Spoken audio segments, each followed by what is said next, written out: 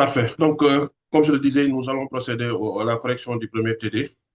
Donc, il y a eu 58 personnes qui ont répondu aux différentes questions qui ont été posées dans le TD. Et aujourd'hui, nous allons essayer de passer en revue cet exercice qui va permettre de voir en tout cas voilà, les différentes questions qui touchent à différents aspects ou composantes des questions ou des chapitres qu'on a eu à enseigner au cours des différentes sessions qu'on a eues récemment dans cette deuxième session. Donc, merci à ce qu'on envoie les réponses.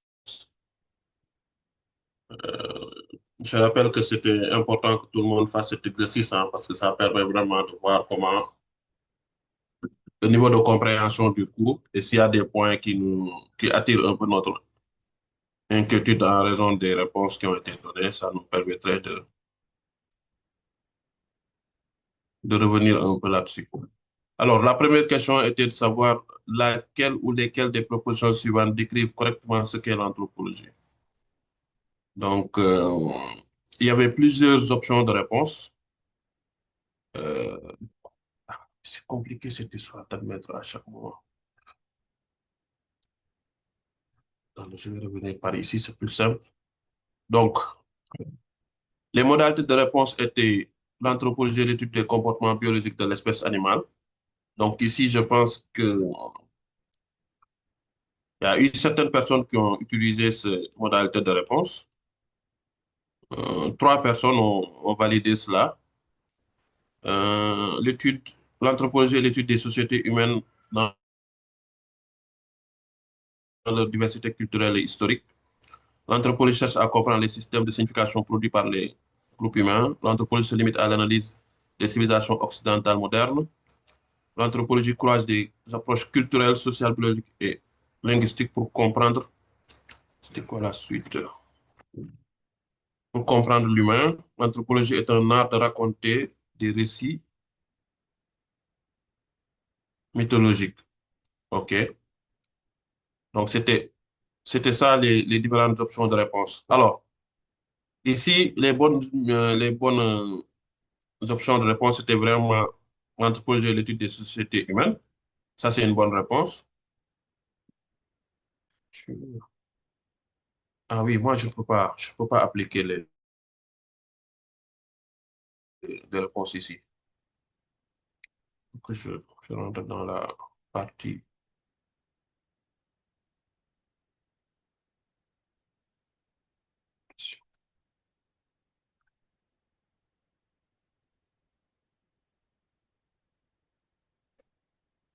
Je reviens ici. Donc, je ne peux pas valider les réponses ici. Mais en tout cas, l'anthropologie, l'étude des comportements biologiques des espèces humaines, des espèces animales. Donc, ça, c'est pas une bonne réponse. Parce que l'anthropologie, rien que si on reste sur la définition étymologique, c'est anthropos logos, donc étude de l'homme. Donc, on n'a pas dit étude de l'espèce animale. Donc, cette réponse, elle n'est pas une bonne réponse. L'anthropologie est l'étude des sociétés humaines dans leur diversité culturelle et historique. Ça, c'est une bonne réponse parce que quand on rentre dans l'anthropologie culturelle, c'est une des définitions de l'anthropologie culturelle. L'anthropologie cherche à comprendre les systèmes de signification produits par les groupes humains. Ça aussi, c'est une bonne réponse. L'anthropologie se limite à l'analyse des civilisations occidentales modernes. Ça, c'est une fausse réponse parce que la science sociale qui s'intéressait aux civilisations occidentales, aux sociétés occidentales dites modernes, c'est plutôt la sociologie. Alors que l'anthropologie, elle s'intéressait beaucoup plus aux civilisations non occidentales. Voilà. Donc ça, c'est une mauvaise réponse. L'anthropologie croise des approches culturelles, sociales, biologiques et linguistiques. Voilà, pour comprendre l'humain. Ça également, c'est une bonne réponse parce que on vous avait dit que l'anthropologie est une discipline aussi qui cherche à faire des comparaisons entre les différentes observations qu'on fait dans les sociétés, cultures ou groupes qu'on étudie. L'anthropologie est un art de raconter des récits méthodologiques. Ça aussi, c'est pas une bonne réponse. Donc, les bonnes réponses, c'était la réponse La réponse B, disons B, C et D. Les modalités A, disons A, B, C, D et F. Ce n'était pas de bonne réponse en fait. Donc, j'ai vu que dans les réponses, il y a certains qui ont mis cela. Donc, ça, il faut tout de suite voilà, éviter de mettre ce genre de réponse quand on aura cet exercice dans l'avenir. L'anthropologie, ce n'est pas un art de raconter des récits mythologiques. Ça, c'est faux. L'anthropologie aussi, ce n'est pas une science qui se limite à l'analyse des sociétés occidentales. Donc, il y a une personne qui a mis cette réponse. Et l'anthropologie aussi n'est pas l'étude du comportement biologique des animaux. OK? Est-ce que c'est bon pour cette première question? Ça va. OK. Alors, pour la deuxième question, on dit cocher les affirmations qui relèvent de l'anthropologie culturelle. Alors, ici, au départ, c'était l'anthropologie de manière générale. Mais ici, on spécifie en parlant de l'anthropologie culturelle spécifiquement. Donc, étude des pratiques rituelles.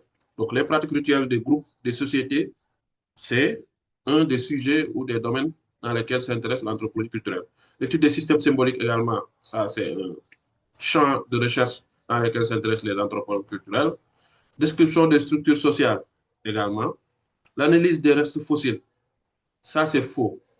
Parce que l'analyse des restes fossiles, c'est beaucoup plus l'anthropologie archéologique qui s'intéresse à cela. Donc, si vous revoyez bien le cours, c'est plutôt l'anthropologie archéologique. Donc, ce n'est pas l'anthropologie culturelle. L'enquête sur les systèmes de parenté également. L'anthropologie culturelle s'intéresse à ces systèmes de parenté, l'analyse des systèmes de parenté. Notamment, un des grands anthropologues qui s'est intéressé à l'analyse des systèmes de parenté, c'est Claude Lévi-Strauss. Donc, il a beaucoup travaillé sur les systèmes de parenté, sur les règles de lignage, les règles d'alliance, les règles de résidence, voilà, qui décrivent les différentes sociétés, en tout cas, sur lesquelles il a eu à faire des investigations. Donc, ici, la seule mauvaise réponse, c'était analyse des races fossiles. Et quand on retourne sur les questions, je pense que, bon, il y a une seule, il y a deux personnes qui ont coché cela. Donc, voilà, c'est pas une bonne réponse. Ça, c'est plutôt de l'anthropologie archéologique. OK? Alors, pour la question 3, quels sont... Monsieur, Oui, donc quelles sont les bonnes réponses? les bonnes réponses, c'est les autres. L'étude des pratiques rituelles, ça, c'est une bonne réponse parce que les anthropologues, l'anthropologie culturelle s'intéresse à l'étude des pratiques rituelles et s'intéresse aussi au Mhm. système symbolique des sociétés, s'intéresse aussi aux structures sociales des groupes et s'intéresse aussi au système de parenté. C'est seulement Mais, l'analyse des restes fossiles qui n'est pas en lien avec l'anthropologie culturelle parce que ça, c'est plutôt l'anthropologie mhm. archéologique. Oui, vous disiez? Maintenant, pour les études sociales, je n'ai pas Oui. bien compris. Pourquoi vous avez pris ça vrai?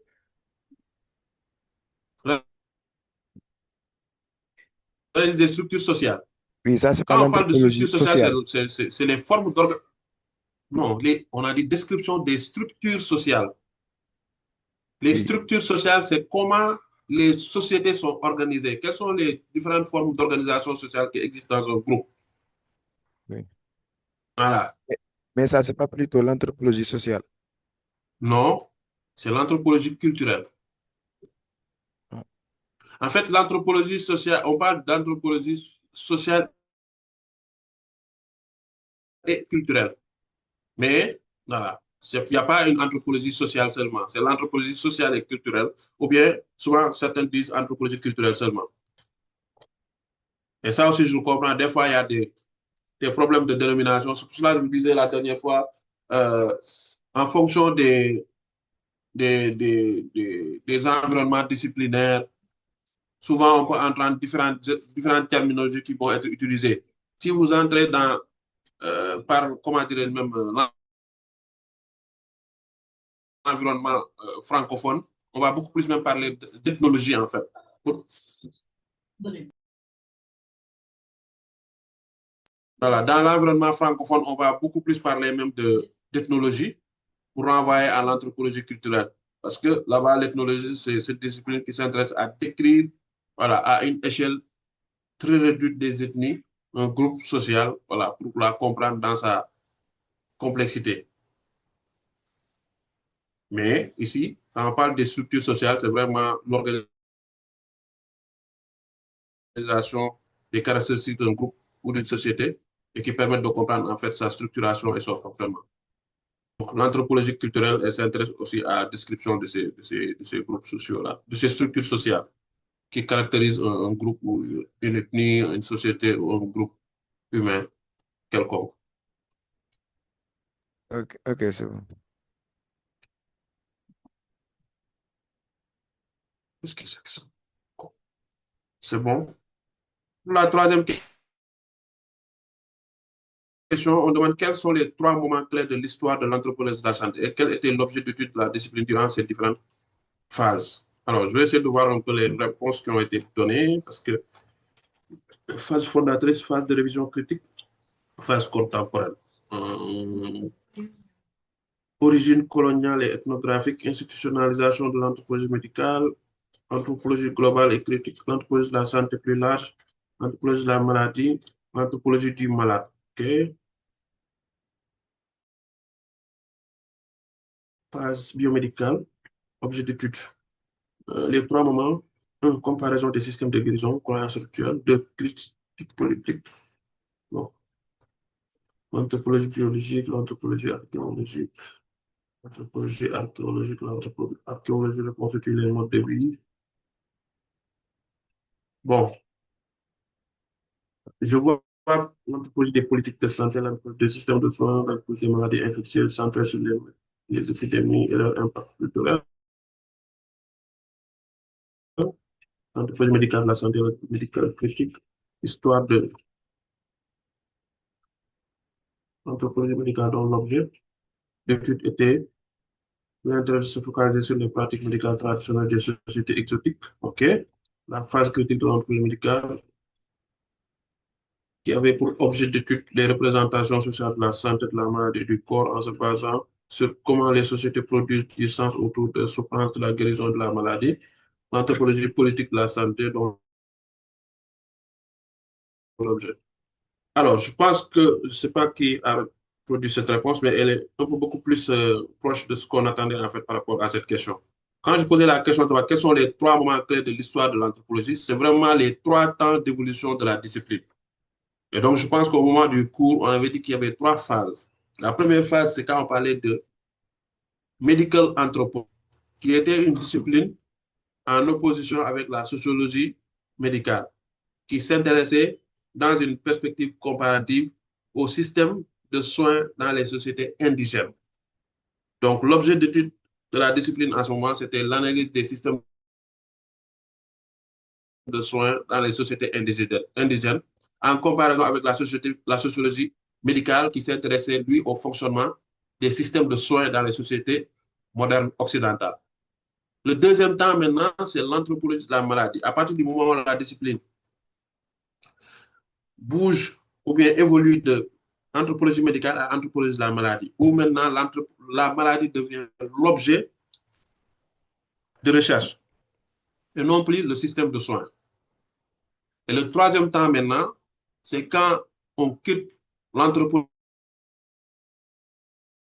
de la maladie pour arriver à ce qu'on va appeler l'anthropologie de la santé ou l'anthropologie politique de santé, où maintenant l'analyse des questions de santé va dépasser la dimension culturelle dans les processus d'appréciation des questions de santé, des questions de maladie, pour intégrer d'autres dimensions de la vie sociale afin de comprendre la complexité des questions de santé. Et c'est dans cette phase où la recherche en anthropologie de la santé va au-delà des dimensions culturelles, interroger les dimensions politiques, les dimensions économiques et d'autres facteurs pour comprendre les problématiques de santé auxquelles sont exposées les populations. Donc, ce sont les trois phases qu'il fallait mettre en évidence. et nous rappeler juste l'objet sur lequel porter la discipline à chacune de ces différentes phases-là. Donc, je ne sais pas si c'est clair à votre niveau, vous avez besoin de précision encore. Donc, quand on parle des trois moments clés, c'est vraiment nous montrer qu'on est passé de anthropologie médicale à anthropologie de la maladie et maintenant on est à anthropologie de la santé ou anthropologie des politiques de santé. Parce que ça intègre maintenant d'autres dimensions qui vont au-delà. Pour comprendre les questions de maladie et de santé, on ne reste plus sur la dimension culturelle seulement des questions de santé. L'anthropologue intègre aussi d'autres dimensions de la vie sociale des individus et des groupes pour comprendre en fait les problématiques de santé. Dans la mesure où on a compris que il y a d'autres déterminants de la santé qui sont importants à prendre en compte dans l'explication des phénomènes. Et que réduire les problématiques de santé et de maladie à une seule dimension culturelle restreignait la perspective de compréhension et n'intégrait pas ces autres influences auxquelles les populations et les groupes pouvaient être exposés quand il s'agit de questions de santé. C'est pour cela aujourd'hui la discipline elle est beaucoup plus ouverte et prend en compte ces autres dimensions, que ce soit les dimensions économiques, les dimensions politiques, voilà, et les dimensions environnementales pour comprendre les phénomènes de santé. Est-ce que c'est clair? Donc, voilà. Je vous attendais vraiment, voilà, comme celui-là. Anthropologie médicale, le comportement des patients, bon, c'était plutôt l'étude des systèmes de santé dans les sociétés indigènes. L'anthropologie de la maladie, ici, c'est voilà, un intérêt sur la maladie dans une perspective voilà, culturelle. Et l'anthropologie politique de la santé, question de la maladie, de sa gestion au cœur de la politique et non seulement du symbolique. Donc, voilà. Ça, c'est une réponse assez proche de celle qu'on attendait, mais avec juste quelques corrections à faire sur certains aspects. Est-ce que c'est clair? C'est bon, on peut passer à l'autre question? Oui, Oui. OK. Alors, on dit ici associer chaque concept à sa définition.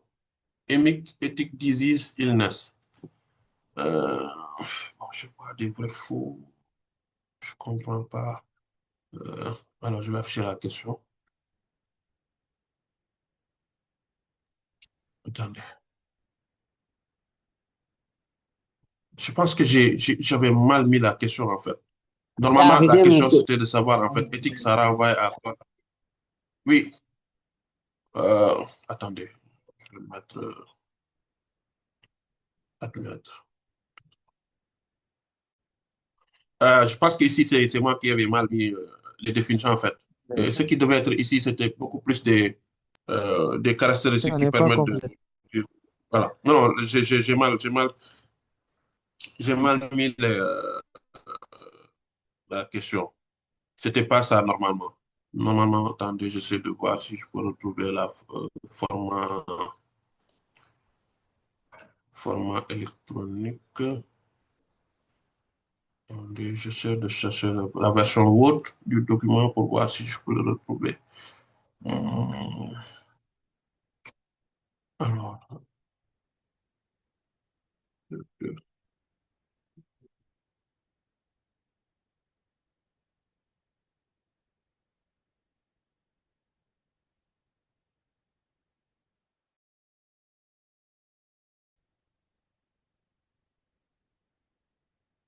alors, ici, vous voyez l'écran, non? Allô? Vous m'entendez? Oui, Oui. Aussi, c'était plutôt comme ça, en fait. C'était de, voilà, A, représentation subjective de la maladie par le patient. B, approche interne à la culture étudiée. C, approche analytique extérieure. Et D, définition biomédicale de la pathologie. Est-ce que quelqu'un voudrait euh, me dire, Émic, ça renvoie à laquelle de ces quatre options?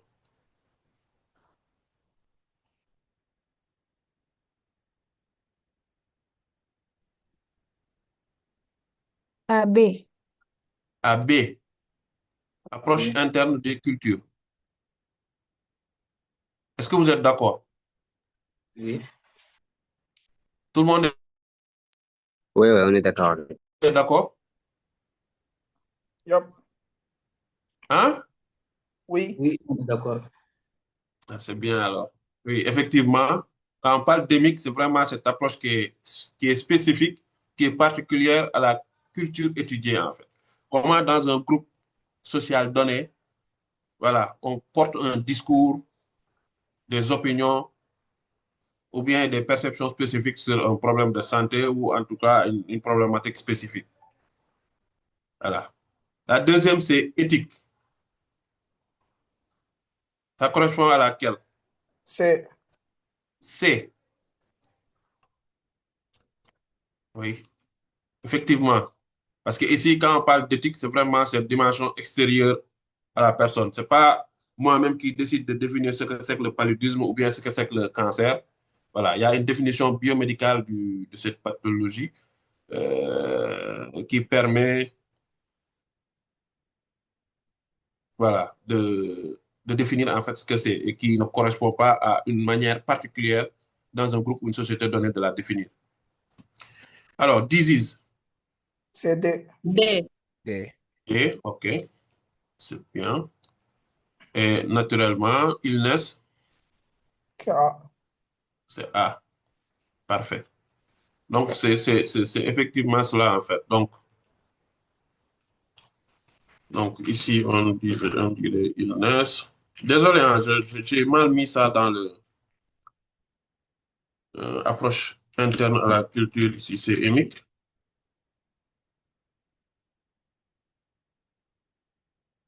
Donc, ici, c'est éthique. Et enfin, ici, c'est I.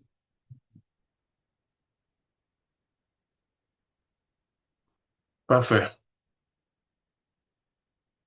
Bon, euh,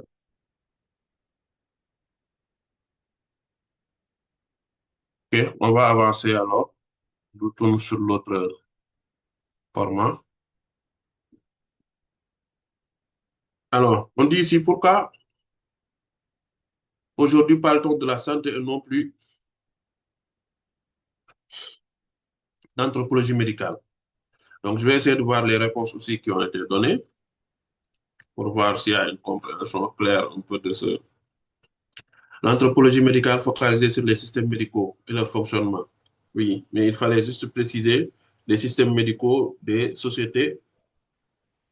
euh,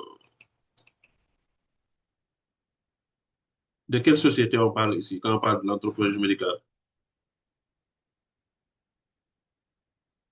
Est-ce qu'il s'agit des systèmes médicaux des sociétés occidentales? Oh, OK. Donc, il faut parler ici des systèmes médicaux des sociétés, voilà, primitives ou en tout cas, voilà. Il y a plusieurs caractéristiques qu'on utilise, non occidentales, non civilisées. Voilà.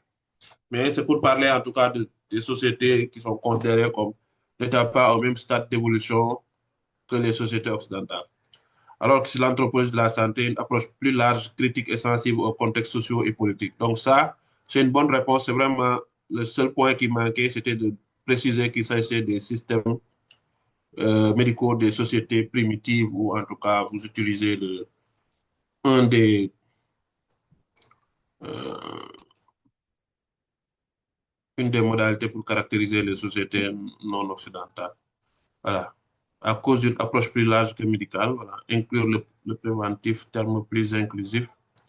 Bon, je ne sais pas ce que la personne. L'anthropologie était jadis utilisée dans les études des grands systèmes médicaux indigènes, voilà, dans une approche fonctionnaliste, tandis que l'anthropologie de la santé tend vraiment à rendre meilleurs les soins que bénéficient les malades tout en mettant en exergue la diversité des soins. Bon, après, rendre meilleurs les soins, ce n'est pas vraiment l'objectif de l'anthropologie, hein, c'est de comprendre en fait la complexité des, des, des facteurs qui permettent de comprendre en fait les questions de santé. Donc, en intégrant d'autres dimensions qui vont au-delà de la culture. Je pense que cette réponse, elle est vraiment bien parce qu'elle tient en compte, voilà, cette dimension critique est sensible aux contextes sociaux dans lesquels évoluent les personnes, mais aussi l'effet des politiques de santé et de certains facteurs comme les facteurs économiques dans les questions d'accès aux soins et de comportement même en matière de recours aux soins. Parce que plus large et plus critique, intégrant les dimensions sociales, économiques et politiques de la santé. Oui, on parle d'entreprise de la santé au lieu de médical, car la santé renvoie à une approche plus globale, plus diversifiée. Voilà. Bon, on retrouve en tout cas l'essentiel, c'est qu'il y a une bonne compréhension ici, mais il faut juste préciser, voilà, en faisant les comparaisons pour montrer que l'anthropologie médicale était dans une approche comparative des systèmes de santé des occidentaux versus les systèmes de santé indigènes. Voilà, c'était dans une dimension comparative. Alors qu'ici, en fait, ça tient compte de la complexité des facteurs qui permettent de comprendre les problèmes de santé. Et ce n'est plus maintenant dans une approche comparative avec des sociétés indigènes versus des sociétés occidentales, ou en tout cas civilisées. Aujourd'hui, les interrogations des anthropologues de la santé s'appliquent à tous les environnements, qu'il s'agisse de pays développés ou sous-développés. Donc, on peut faire des recherches en anthropologie de la santé, même en France ou dans des sociétés développées, modernes comme des États-Unis ou d'autres pays. Vrai ou faux, l'anthropologie médicale se limite à l'étude des systèmes de soins justifiés. L'anthropologie médicale ne se limite pas à l'étude des systèmes de soins, bien que s'y intéresse, son champ d'analyse est beaucoup plus large et inclut les représentations culturelles du corps, la maladie, la guérison. Elle explore comment différentes sociétés perçoivent ce qui est normal, pathologique ou curable. Les pratiques de santé informelles et traditionnelles. Elle s'intéresse aux guérisseurs, rituels, croyances populaires et médecine alternative. Les expériences vécues de la maladie illness. Elle étudie comment les personnes vivent leur état de santé bien au-delà du médical. Les dimensions sociales politiques. Bon, je pense que elle étudie les représentations. Bon, ici déjà, ce qu'il faut comprendre, c'est que c'est vrai. Mais c'est vrai dans quel contexte en fait? Parce que l'anthropologie médicale, elle étudiait les systèmes de soins, mais les systèmes de soins des sociétés indigènes, pour comprendre eux aussi leur fonctionnement, voilà, les différents acteurs qui étaient impliqués dans ces processus, et comment en fait il était structuré et organisé. Donc, en comparaison avec la sociologie médicale qui s'intéressait au système de soins dans les sociétés occidentales. Donc, c'est une affirmation qui est vraie, mais il fallait juste compléter, voilà, de quelle société, en fait, sur quelle société portaient ces études, ou quelle aire géographique couvrait, en tout cas, cette, cette sous-discipline de l'anthropologie. Voilà. Quels environnements constituaient les cadres ou les zones de recherche et sur quoi elles portaient exactement. Donc, je pense que, voilà, je vois beaucoup de faux, mais après, il donne des réponses qui permettent de revenir sur ce que dit même l'affirmation ici. Donc, l'anthropologie médicale, c'est vraiment cette première phase de la discipline euh, où vraiment il s'intéressait à décrire, voilà, comprendre le fonctionnement, la structuration, les différentes catégories d'acteurs qui étaient impliqués dans, dans les systèmes de santé indigènes. Entre égalité, euh, égalité signifie que tout le monde reçoit la même chose, les mêmes ressources au service sans distinction. Exemple, offrir le même type de soins à tous les patients, peu importe leur situation. Équité signifie que chacun reçoit ce dont il a réellement besoin pour atteindre un niveau de santé ou de bien-être. Adapter les soins selon les besoins particuliers,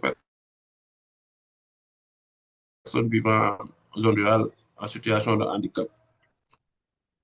OK, c'est bien, mais après, vous voyez, ça, ce sont des choses aussi, je ne sais pas qui met cette réponse, mais on sent que, voilà, il y a un peu de copier-coller dedans. Mais après, il faut faire très attention, en fait. Parce que quand on dit adapter les soins, ça veut dire quoi, adapter les soins? Voilà. Parce que adapter les soins, est-ce que c'est, voilà, je sais pas ce qu'on veut dire ici par adapter les soins.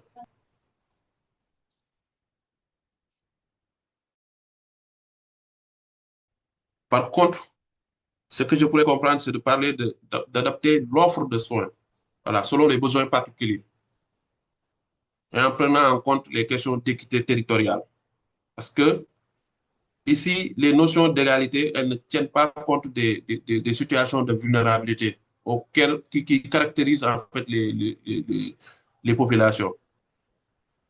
Alors que quand on est dans des politiques d'équité maintenant, on prend en compte ces facteurs de vulnérabilité et on essaie de les corriger par des politiques de discrimination positive.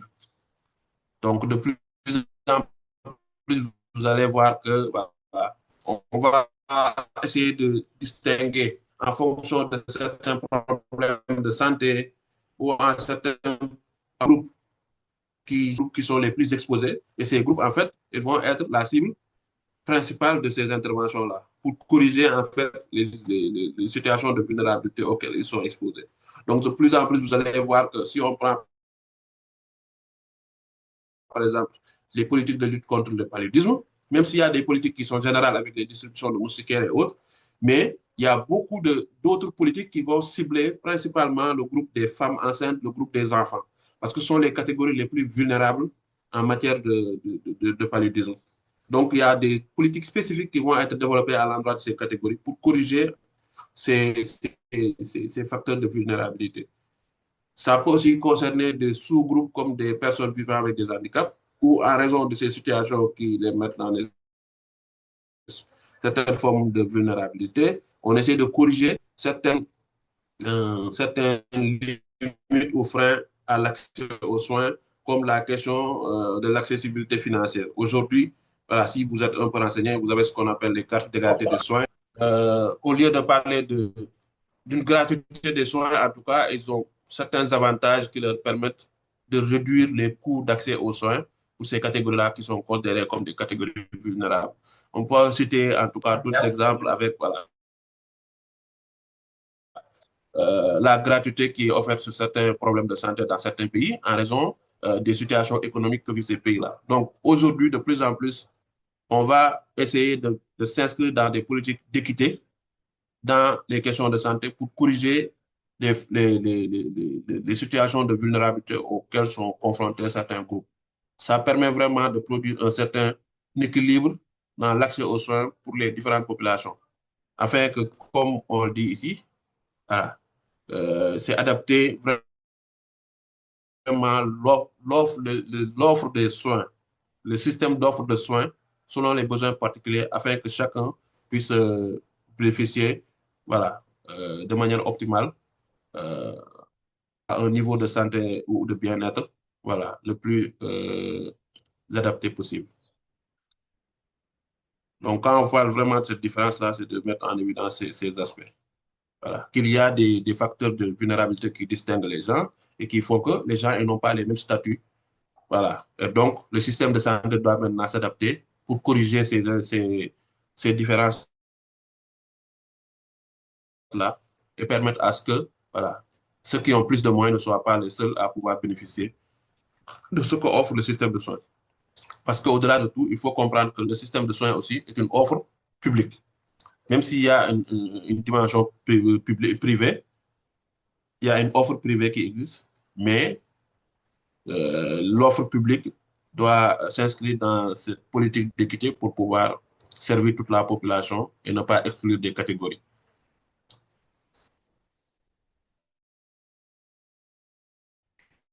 C'est bon? Alors, ici, la question 8, on demandait de citer trois aspects qui distinguent les méthodes qualitatives des méthodes quantitatives. Excusez-moi si j'ai mis quantique. C'est plutôt quantitatif. Hein? Alors, il y a plusieurs éléments que vous pouvez convoquer. Hein? J'en ai demandé trois seulement. Donc, ici, on a trois aspects, l'objectif de recherche, le type de données recueillies, analyse des résultats. OK. Oui. Après, le dire comme ça, c'est très vague. Il fallait peut-être préciser l'objectif de recherche, c'est quoi quand il s'agit de Méthode quanti, méthode quali qui les distingue, le type de données, la différence qui existe en fait. Au niveau des données, objectif de recherche échantillon, type de question, objectif visé, technique d'enquête. Voilà, je pense que ça, c'était euh, les éléments même du dernier cours qu'on a fait le lundi dernier. Donc, vous avez un tableau, voilà, récapitulatif qui vous permet d'avoir plusieurs éléments sur lesquels vous pouvez faire la distinction entre les méthodes quantitatives et les méthodes qualitatives. Qu'il s'agisse des types de données collectées, voilà, des outils même qui vont être utilisés, de la taille de l'échantillon, voilà, des critères de validité. Il y a toutes ces choses-là qui vous permettent de distinguer les méthodes qualitatives et les méthodes quantitatives. Mais après, comme je le disais, voilà, comprendre en profondeur méthode qualitative, comprendre en profondeur les comportements, perceptions, objectifs mesurés, quand, voilà. Ça, c'est une bonne manière de répondre, en fait. Vous voyez, à chaque fois qu'il met ici objectif, objectif, il met la différence, en fait. Données, voilà, les types de données, c'est des données texte, parole, entretien, observation, c'est des données discursives, alors qu'ici, c'est des chiffres, en fait, c'est des données chiffrées. L'analyse, interprétation, ici, c'est le calcul statistique, les corrélations, les moyens. Donc, ça, c'est une bonne manière de répondre. Donc, il y a d'autres dimensions qu'on pouvait utiliser ou d'autres caractéristiques pour distinguer les méthodes qualitatives des méthodes quantitatives. OK. Citer trois techniques de collecte de données en matière d'enquête qualitative. Alors, OK, les entretiens, semi-directifs, observation participante, analyse de contenu. Alors, analyse de contenu, ce n'est pas une technique de collecte de données. C'est plutôt une technique d'analyse de données. Voilà. Entretien semi-directif, observation participante, groupe de discussion. Oui. Les entretiens peuvent être semi-directifs, directifs ou ouverts. Les observations aussi peuvent être participantes, non participantes. Il y a les focus group aussi ou d'autres discussions. Ça, c'est trois. Oui, c'est bien. Observation, entretien, groupe de discussion, entretien semi-directif ou libre, observation participante. Donc là, je pense que vous avez très bien compris. Diversification des sources, triangulation des données, saturation. Non, ça, ce n'est pas des techniques de collecte. La saturation, ça, c'est un principe qui permet de savoir quand est-ce qu'on arrive à une redondance des informations. C'est vraiment ce qui va permettre de savoir si on a atteint notre limite quand il s'agit de, de recruter de nouvelles personnes. À croiser maintenant les informations voilà, à différents échelles. Ça peut être un croisement entre à l'interne même des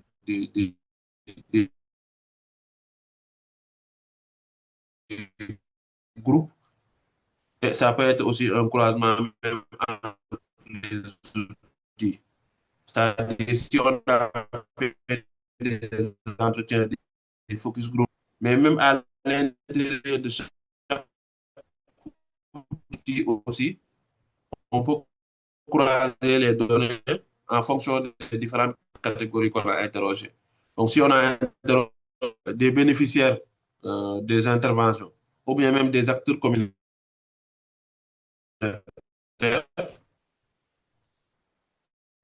on peut décider à l'intérieur même des groupes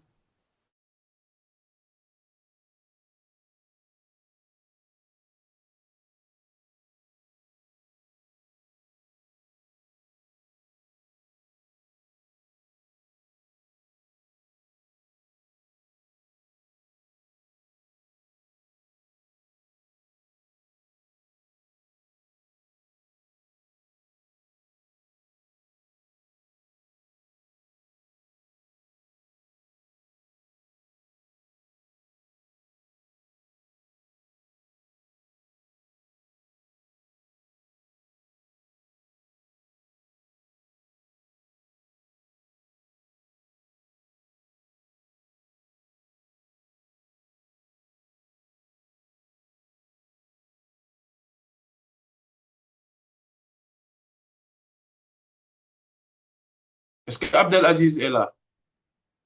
Abdel Aziz Ibn Al-Hassan.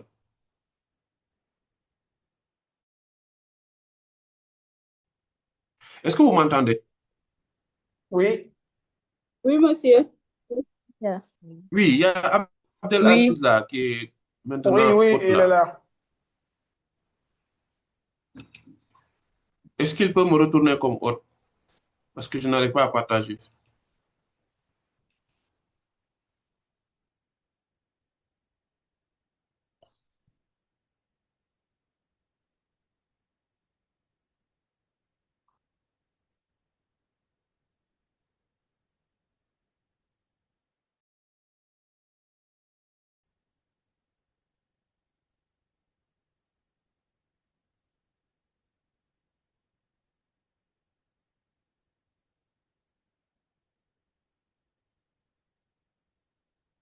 On dirait qu'il n'est pas là en fait.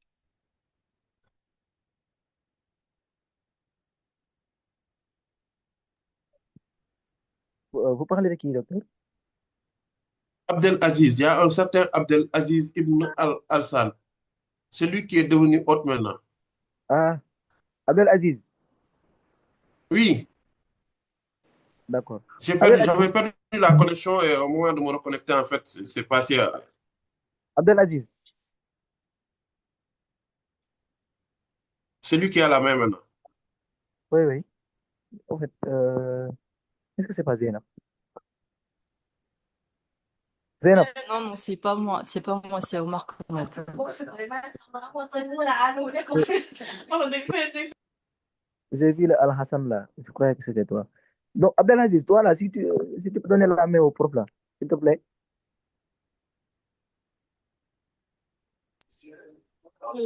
Martha, est-ce que tu peux essayer de joindre Omar par via téléphone, parce que je pense qu'il n'est pas là. C'est Abdel Omar Aziz. Parce que Konaté. Non, c'est pas Omar Konaté. faut revoir vraiment l'organisation de ce truc, quoi. Mais Abdel Aziz, lui aussi. Attends, je vérifie c'est qui d'abord. Après.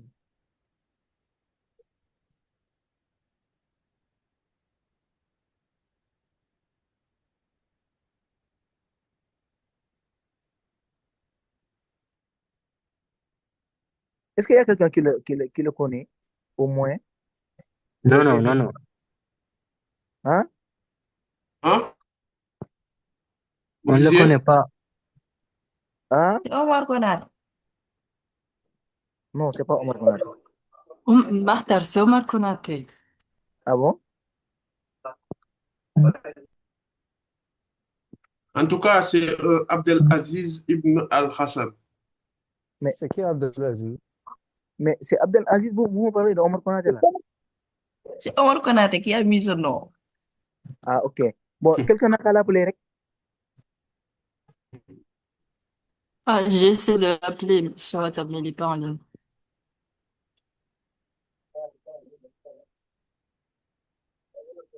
Oui, c'est lui qui est l'autre actuellement et il doit. Est-ce qu'il ne dort pas? Alors, sûrement, il y a quelqu'un qui est en train de l'appeler là pour lui dire. N'est-ce pas?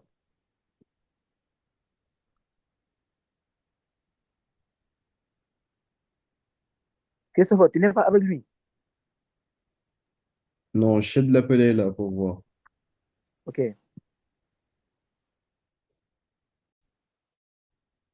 Bon, sinon, si les gens ils peuvent ouvrir le fichier, le lien, rapidement, on continue, quoi. Parce que sinon, ça va nous bloquer.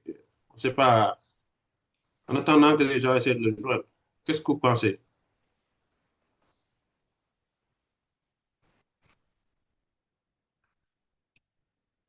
Est-ce que vous avez le document en face de vous avec le lien?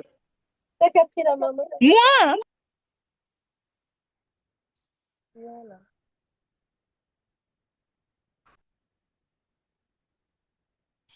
Qu'est-ce que fait cette histoire de haute là?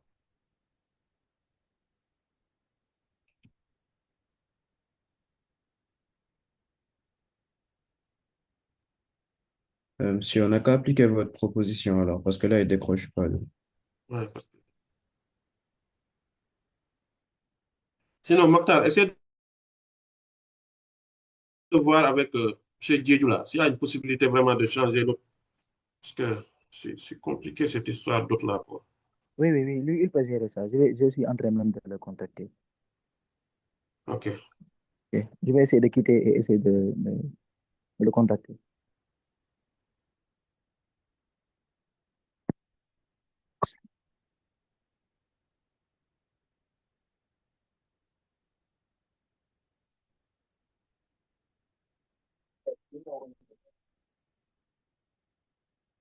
Wow. Ah, on m'a mis autre. Donc, finalement, c'est moi. Ok. Donc, docteur, tu es là? Oui, je suis là. Vous pouvez me remettre comme autre alors. D'accord. Ok, c'est bon. Merci. Oh, ça a pris un temps fou là. OK, bon, on va continuer. Euh, donc, je pense que pour les techniques, c'est bien. L'essentiel, des gens ont trouvé. J'étais juste en train d'expliquer que, voilà, il y a plusieurs choses que je vois ici qui ne correspondent pas à des techniques de collecte. Les techniques de collecte, c'est vraiment l'entretien, qu'il soit semi-directif, directif ou ouvert. Les focus group qui peuvent être participants, non participants.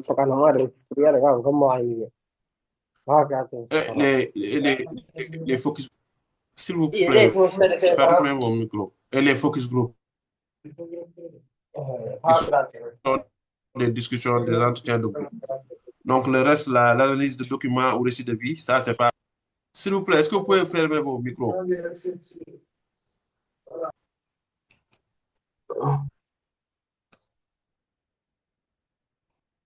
Euh, L'analyse de documents, ça, c'est pas une technique de collecte de données. Non. Alors, pour la question 10, on demande de nommer trois types de comportements de recours aux soins. Expliquez brièvement en quoi ça consiste. Donc, on dit ici recours biomédical, recours traditionnel, recours pluriel combiné. Recours biomédical, la personne consulte un professionnel de santé. Recours traditionnel, la personne consulte un praticien. Pour tout soin, la personne se soigne elle-même. OK, soins traditionnels, pour tout traitement, conventionnel, non conventionnel, traditionnel. Bon, ici, traditionnel, ça se retrouve beaucoup plus dans conventionnel, non conventionnel plutôt. Recours à la médecine traditionnelle. Donc, globalement, il faut comprendre qu'il y a trois formes de recours aux soins qui existent. Donc, c'est le recours soit à ce qu'on va appeler de l'automédication. Donc, c'est quand le malade applique un processus thérapeutique sans l'implication d'un professionnel de santé. Donc, quand quelqu'un décide, à la suite de l'observation d'un ensemble de signes ou de symptômes, qu'il décide de prendre une médication sans consulter un professionnel de santé. Donc là, on peut parler d'automédication, d'autotraitement. En tout cas, c'est un processus où c'est l'individu lui-même qui décide de ce qu'il prend. On peut avoir aussi ce qu'on va appeler le recours à des formes conventionnelles de thérapie. Donc, c'est quand on va recourir à la médecine conventionnelle. Quand on parle de médecine conventionnelle, c'est la biomédecine. Donc, aller vraiment vers un professionnel de santé qui est reconnu, qui est formé, qui a ses diplômes, voilà, dans une structure de santé reconnue par l'État. Et quand on parle maintenant de médecine non conventionnelle, c'est toutes les autres formes de médecine qui ne correspondent pas à la médecine conventionnelle. Donc, ça peut être de la médecine traditionnelle, de la médecine chinoise ou d'autres formes de thérapie qui renvoient à des formes de médecine spécifiques à certains groupes religieux. Voilà, parce qu'il y a dans certains groupes religieux aussi des choses qui sont faites et qui permettent de s'inscrire dans des formes de thérapie. Donc, c'est les trois qui existent et c'est ce qu'on attendait de vous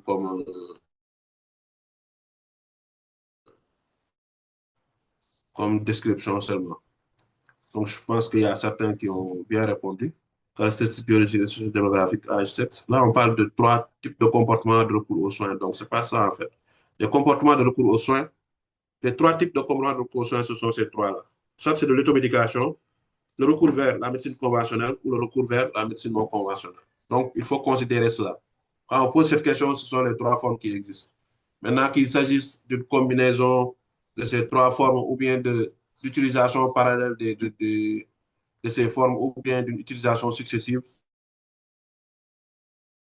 ça, c'est un autre débat. Mais les typologies qui existent, ce sont les trois-là.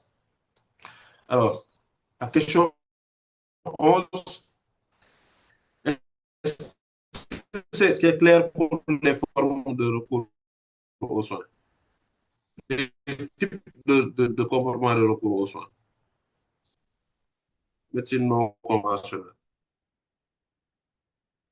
Cocher les affirmations qui correspondent aux objets des méthodes qualitatives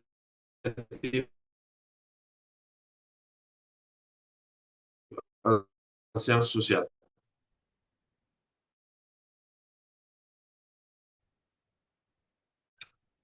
Alors, je reviens.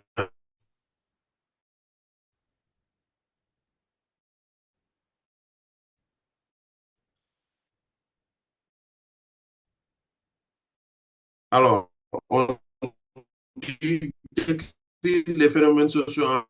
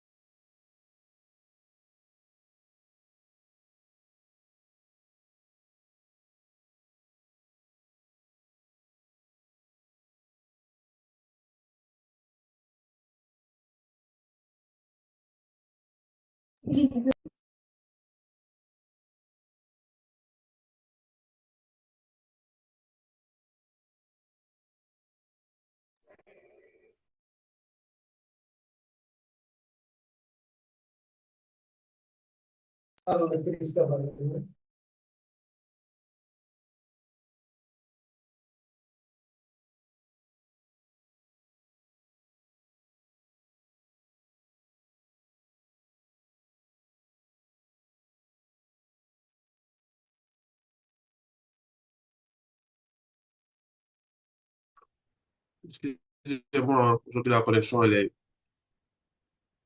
vraiment catastrophique, quoi. Cette fois-ci, c'est Charles Christopher qui est l'autre. Est-ce que Charles est là? Oui. Pouvez-vous me mettre comme hôte, s'il vous plaît? Quelqu'un peut m'indiquer ça se fait comment? Vous cliquez juste à côté de votre nom sur la liste des participants. Oui. Si vous regardez au niveau de votre nom, au bout, il y a 3 points. Et si vous cliquez ces 3 points, vous avez normalement l'option pour mettre quelqu'un d'autre comme hôte. Désigner quelqu'un d'autre comme hôte. Et là, vous me désignez. Wally Diouf. D'accord, je vais essayer.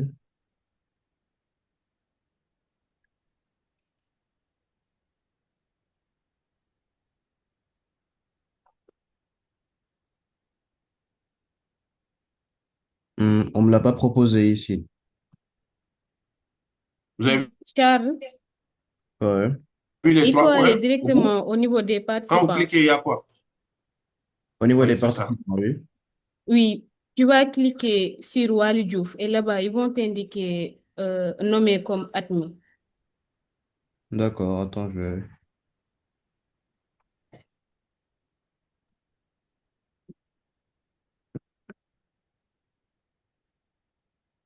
Oui.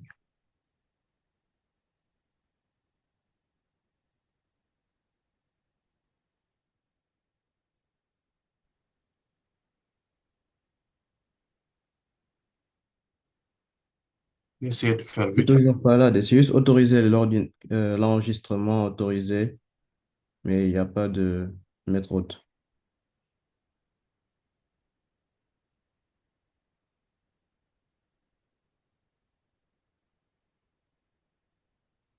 Charles, c'est pas bon jusque-là? C'est ce que j'ai dit. On me propose pas de vous mettre comme administrateur.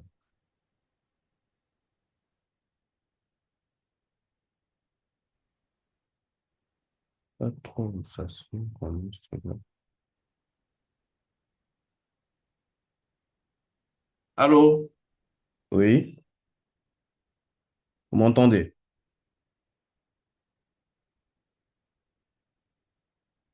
Monsieur Wally?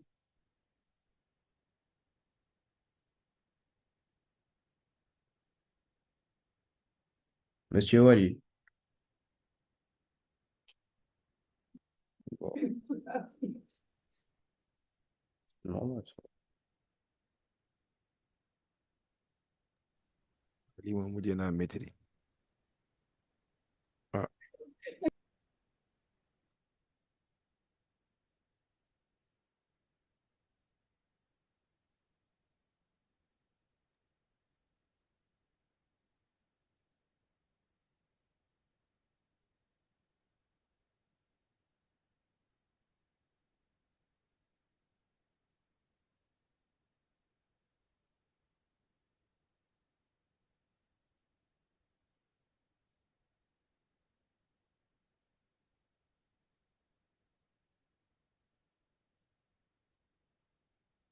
Parmi vous, qui sait comment on rechange ça? Charles, essaie avec les autres noms, tu vois, on va voir si tu trouves l'option nommer admin. Quand je clique sur les noms, mais juste... Ah, ça va. C'est là. Mais il est où, docteur Wally? Monsieur Wally? Je crois qu'il y a des problèmes de connexion. connexion moo doyul. Ah, ok. S'il revient, je le mets alors.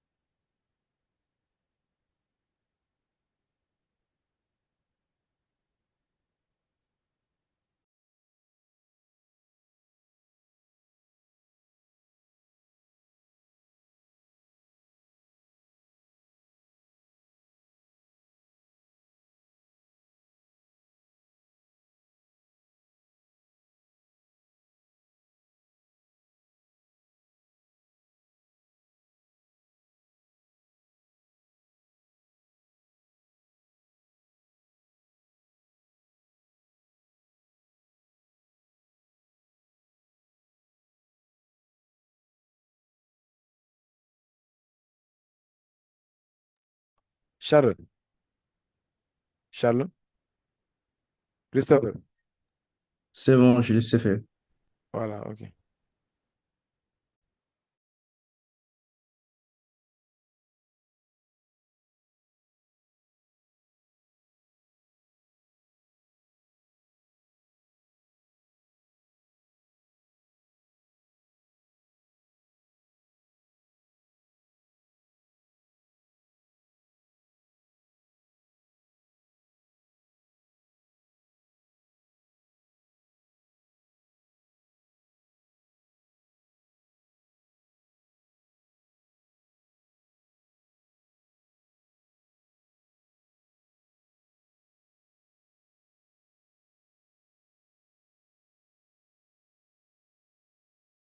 Allô, vous m'entendez?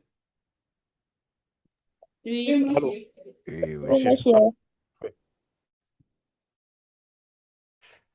Aujourd'hui, la connexion n'est pas vraiment en faveur. Bon, on va bien. hein?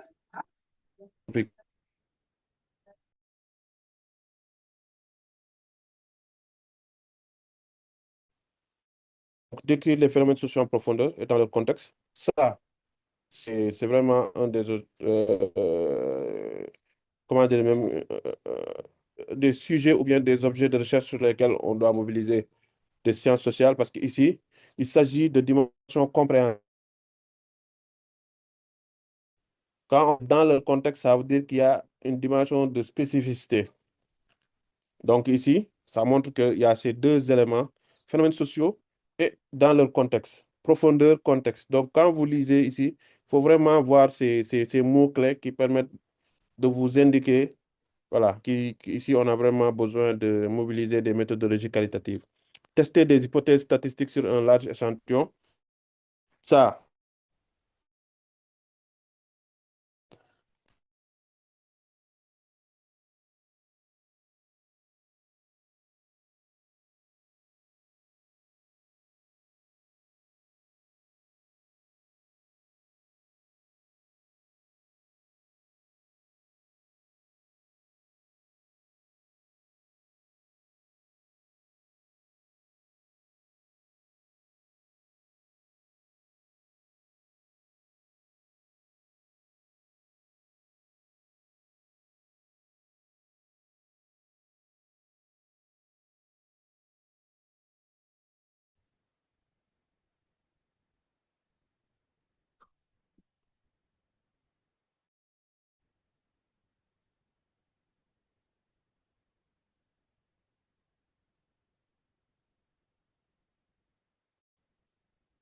Allô, vous m'entendez? Donc, représenter des données de manière standardisée et chiffrée. Donc, ça aussi, c'est des méthodes quantitatives. Explorer des pratiques, récits ou trajectoires de vie, ça ce sont des méthodes qualitatives. Donc, en lisant les modalités de réponse, il faut juste identifier des mots-clés qui vous permettent de vous orienter sur la bonne réponse. Pour la question 12, on dit indiquer si les affirmations sont vraies ou fausses. Alors, je pense qu'ici, c'était au moins bon parce qu'il fallait juste mettre vrai ou faux. Alors, c'était la question 13. Euh, OK. Une méthode qualitative cherche avant tout la représentativité statistique. Donc, ça, c'est faux. Je vois qu'il y a certaines personnes qui ont mis vrai, 11 personnes même. Donc, voilà. Les méthodes qualitatives ne cherchent pas la représentativité statistique. La représentativité statistique, c'est beaucoup plus les méthodes quantitatives. Les méthodes qualitatives, elles cherchent beaucoup plus la diversification des profils. Voilà. Pour comprendre la complexité du phénomène étudié. L'analyse thématique est une technique courante pour traiter les entretiens. Ça, c'est vrai. Ça, c'est vrai. C'est pas, il y a 8 personnes qui ont dit que c'est faux, alors que c'est vrai. L'analyse thématique, c'est une technique courante pour traiter les entretiens. Donc, c'est une technique de traitement des données discursives. Les méthodes qualitatives peuvent évoluer pendant le terrain. Effectivement, c'est vrai. Je vois qu'il y a 4 personnes qui ont mis c'est faux, alors que c'est vrai. Parce qu'on vous a dit que les méthodes qualitatives, elles sont flexibles. Voilà, ce sont des outils qui sont très flexibles avec que ce soit un guide d'entretien, un guide de focus group ou un guide d'observation. On peut partir en allant avec un canevas de recherche, un pense-bête, mais arriver sur le terrain, on peut avoir de nouvelles données ou bien de nouveaux questionnements qui sortent du terrain et qui doivent être intégrés. Donc, je pense que le dernier cours, j'avais mis en évidence les caractères dynamiques et assez flexibles des outils, des méthodes qualitatives. Le chercheur est toujours neutre et invisible dans une démarche qualitative. Effectivement, ça, c'est faux. Voilà. Parce que les méthodes qualitatives impliquent une approche empathique, voilà, très proche du sujet de recherche. Et ce qui fait que si vous regardez même sur le tableau euh, dans lequel on essaie de distinguer ce qui caractérise ou ce qui différencie les méthodes qualitatives des méthodes quantitatives, on montre un peu la relation, dans la relation chercheur et informateur ou enquêteur enquêté. Voilà. Quand on est dans les méthodes quantitatives, il y a cette forme de neutralité qui existe, mais quand il s'agit des méthodes qualitatives, les dimensions d'empathie impliquent des processus qui peuvent un peu impliquer des processus de subjectivation des interactions. Pour la question 13, on dit, vous souhaitez étudier les parcours de soins de femmes dans une zone rurale. Quelle méthode qualitative utilisez-vous et pourquoi? Voilà, les entretiens semi-directifs permettent aux femmes de partager librement leur expérience, décisions, obstacles et perceptions de soins, utiles pour comprendre les logiques. Bon, je sais que celui qui a mis ça, c'est vraiment du copier-coller. Entretien semi-directif, observation participante, oui, tout ça sont des techniques qui sont intéressantes, des focus group, des récits de vie, cartographie sociale des parcours. Ça, c'est intéressant, mais on peut faire des entretiens semi-directifs pour déjà discuter des itinéraires thérapeutiques de ces femmes-là, voilà, des comportements ou de recours aux soins. Voilà, toutes ces choses, elles permettent de comprendre en fait voilà, comment ces femmes enceintes recourent aux soins, vers de recours, quel type de recours elles utilisent, voilà, et quels sont les différents obstacles ou contraintes qu'elles ont dans les processus de recours aux soins. Est-ce qu'il y a des barrières culturelles, il y a des barrières institutionnelles qui existent et auxquelles elles sont confrontées? Voilà. Est-ce qu'il y a des questions d'accessibilité aussi aux soins qui sont des enjeux pour ces femmes-là, qu'il s'agisse peut-être d'accessibilité physique ou géographique des structures de soins, ou plutôt d'accessibilité financière des soins. Et également, la troisième forme d'accessibilité, c'est l'accessibilité sociale où voilà, est-ce que dans les sociétés ou dans lesquelles elles évoluent, il n'y a pas des barrières culturelles qui font que ça peut entraîner des difficultés à l'utilisation des services de soins? Je donnais l'exemple la dernière fois par rapport aux femmes enceintes et l'observation des, des, des CPN, des consultations prénatales, où en raison de certaines barrières culturelles, en fait, voilà, beaucoup de femmes ne respectent pas ou ne vont pas très tôt pour faire la première CPN. Donc, il y a beaucoup de retards qui sont observés dans cette CPN.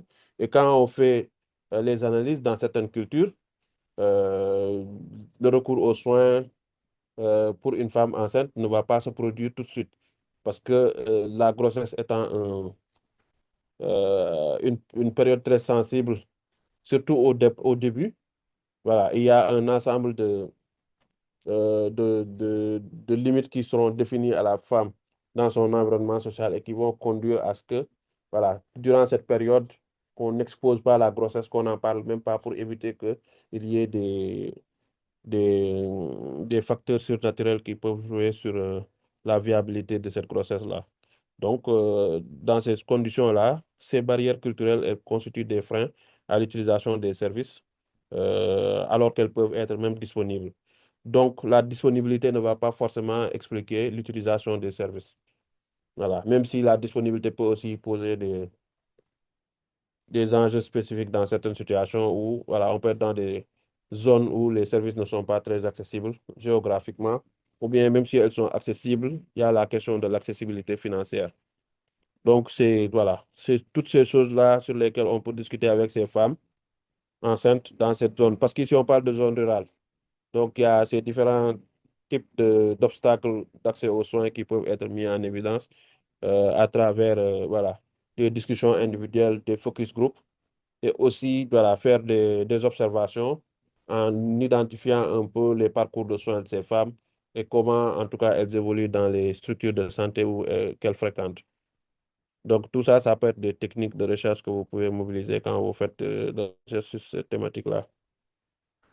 Sous tes trois principes fondamentaux de l'éthique en santé et en recherche en santé, et dites en quoi cela consiste. Donc, le respect de la personne et de son autonomie, chaque individu a le droit de prendre des décisions librement concernant sa santé ou sa participation à une recherche. Cela implique notamment le consentement éclairé, la confidentialité des données et le droit de se retirer à tout moment, la bienfaisance, la justice. Voilà, je pense que là, vous avez cité un ensemble de principes éthiques qui étaient partagés dans le cours et je vois que voilà, vous avez l'essentiel des principes qui sont là. Donc, je pense que je n'ai pas besoin de trop m'attarder ici. On voit que vous avez bien saisi, en fait, l'intérêt de ces principes-là. Alors, pour la dernière question, vrai ou faux, le consentement éclairé ne s'applique qu'en recherche biomédicale. Donc, j'ai des faux, faux, faux. Le consentement éclairé ne se limite pas à la recherche biomédicale et s'applique à toute recherche impliquant des êtres humains, y compris en sciences sociales, en santé publique ou en anthropologie. Voilà, ça c'est effectivement la bonne réponse. Faux, ça s'applique à toute recherche impliquant des êtres humains. Non, il est très important dans le domaine médical, faisant même partie des principes. Bon, ça c'est pas une bonne réponse, même s'il dit non, c'est faux, mais l'argumentaire n'est pas bon. Le consentement éclairé s'applique à toute recherche impliquant des êtres humains. Voilà, je pense que vous avez tous compris. Donc, le consentement éclairé, c'est pas seulement en recherche biomédicale. À toute recherche impliquant des êtres humains. Voilà, qu'il s'agisse de sciences médicales, recherche qui implique des sujets humains. Donc, à partir du moment où la recherche que vous conduisez porte sur des êtres humains, il y a les principes éthiques qui s'appliquent. Et aujourd'hui, de plus en plus, comme je vous l'avais dit, même dans les sciences animales, de plus en plus aujourd'hui, il y a des dispositions éthiques qui commencent à être mises en place. Et même dans les sciences de l'environnement. Donc, de plus en plus, en tout cas, l'action scientifique est de plus en plus contrôlée pour éviter les dérives qu'on a déjà connues dans l'histoire de ces différentes sciences-là. Donc, voilà.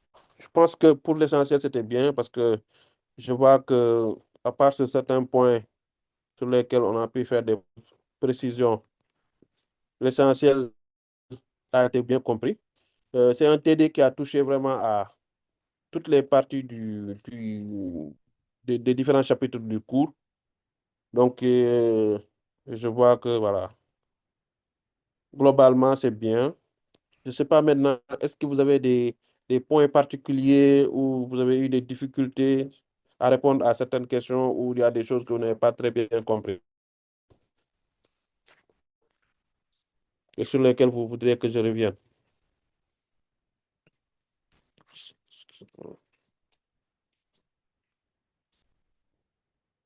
Vous m'entendez? Oui, oui, j'entends. Oui, monsieur. Ça va?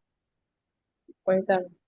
Bon, s'il y en a pas, je vais vous envoyer maintenant je vais vous montrer déjà, avant de vous l'envoyer attendez, je vais faire comme ça et faire le partage. Je vais vous montrer le TD2 que je vais vous envoyer qui sera corrigé d'ici le samedi. On va faire notre dernier TD le samedi.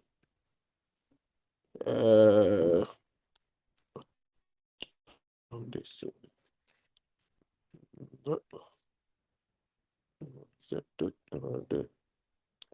alors, comme d'habitude, je vais envoyer le TD à Martar qui va se charger de vous le partager. Alors, c'est un cas pratique, hein? C'est un cas pratique avec une situation qui est décrite dans une localité précise. Et ce que je voudrais maintenant, c'est qu'à partir de ce cas pratique qui est là, parce que c'est le cas d'une épidémie,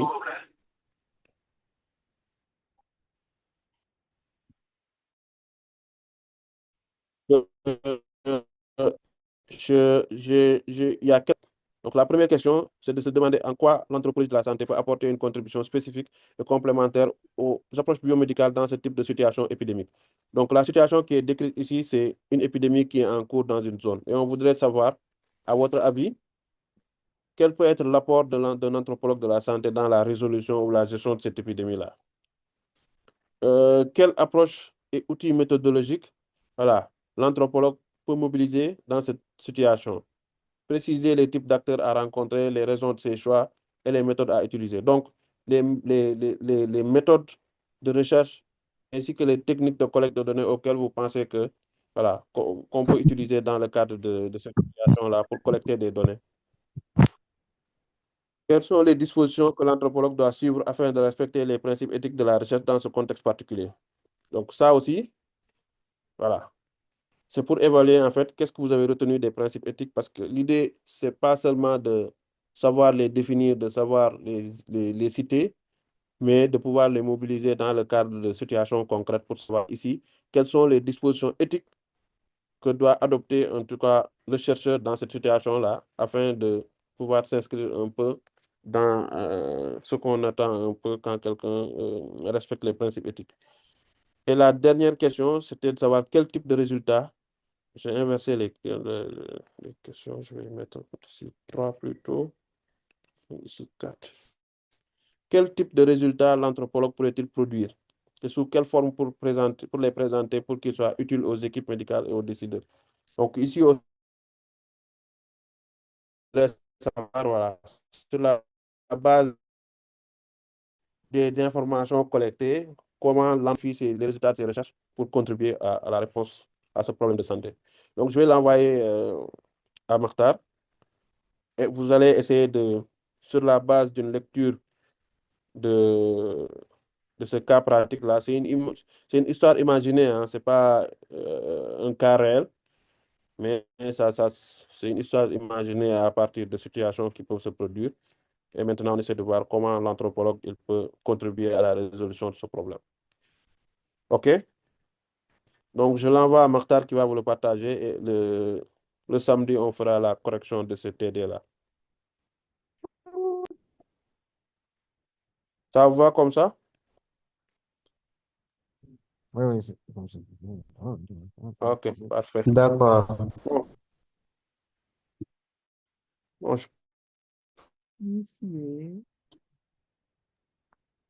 euh,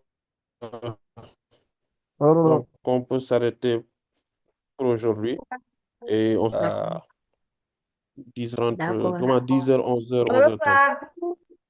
OK, au revoir, merci.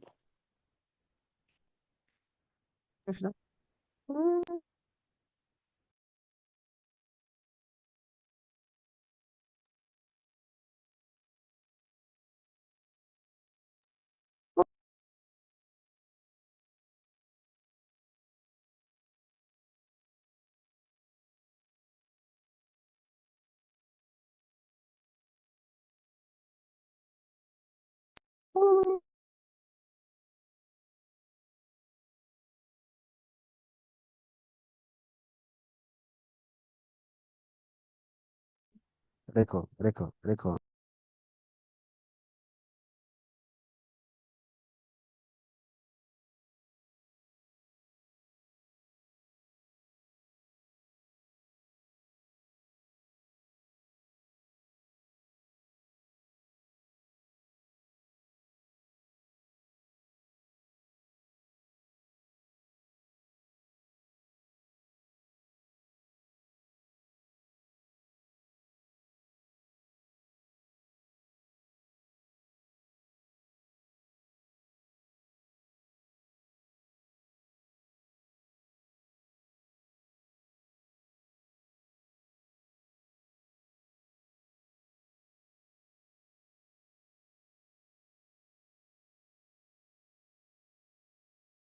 Record, record, record. Alright, alright.